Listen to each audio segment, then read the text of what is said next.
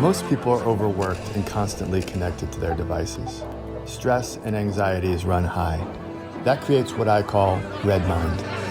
In contrast, blue mind is a state of calm, peace, and happiness associated with water when we step away from the noise and reconnect with nature.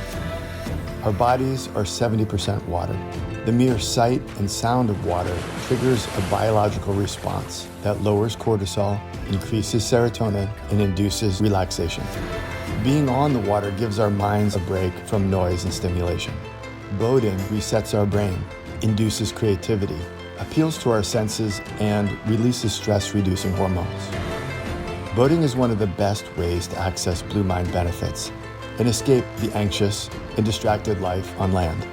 Programs like Discover Boating can get you out on the water and into your blue mind. Learn more at discoverboating.com.